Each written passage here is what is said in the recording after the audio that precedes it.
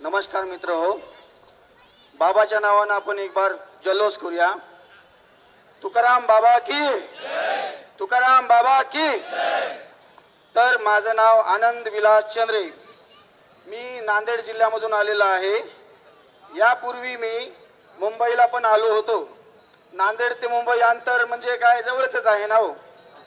हा, आणि त्याच्यानंतर सांगली पण आपलं एक जवळच आहे। मामाने ह्या 2 बार आपल्या काय जवळ बोलिले आपल्याला। भरती जाऊ द्या, बोलू द्या। माझं शिक्षण डीएड आहे, 2010चं डीएड आहे। आणि मला आता डीएड करून सगळं डिग्र्या करून सगळं झालं। आता लग्न झालं माझं, मला आता वय 35 झालंय माझं। माझा मुलगा 5व्या वर्गामध्ये आहे।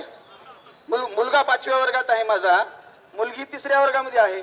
इतकी वर्ष नोकरी लागली नाही, काही नाही। डिग्र्या करून मायबापानं लग्न केलं, 2 लेकरं झाले। आता मुलगा 5व्या वर्गात जातो, मुलगी 3ऱ्या वर्गात जाते। गेल्या वर्षी मामानं आता ही योजना काढून मला नोकरी दिली। 2 बार मुंबई, एक बार सांगली बोलिले।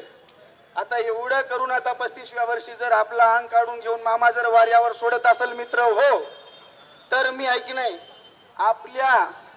आपल्या बाबाला जर काही झालं आणि आपल्या सगळ्याचा मुद्दा जर या सरकार मायबापनं नाही हे केला, तुम्हाला खरंच माझ्या ना नांदेड जिल्हा तुम्ही जे बोलत आहे, माझं वय 35 आणि माझा मुलगा 5व्या वर्गात नाही का, हे सगळं चेक करा। याच्यानंतर जाऊ द्या, ते सगळं तर चेक करणार तुम्ही। बाबाला जर काही झालं आणि आपल्याला जर न्याय नाही मिळाला, मी सगळ्यात आधी औषध प्राशन करून मी माझा स्वतःचा जीव देणार म्हणजे देणार। बाबाच्या समक्ष सांगतो, बाबाला जर काही झालं मी इथून जाणार नाही। मुंबईला पण होतो मी, आझाद मैदानला होतो, काय आमची अवस्था झाली ते मला माहित आहे हो। कालपासून विचार करतोय मी, कृष्णा काठावर पण होतो हो। कालचा दिवस गेला, आजचा दिवस गेला हो। माझी आता परीक्षा ह्या मामानी बघू नाही। हा, आता ह्याच्यानंतर जर बाबाला काही झालं किंवा आपल्याला न्याय नाही मिळाला तर 100% औषध प्राशन करून मी पहिला प्रशिक्षणार्थी आनंद विलास चंद्रे सरकारनं लिहून घ्यावं। माझं मी आहे ना जीव देण्याची आहुती देतो इथून।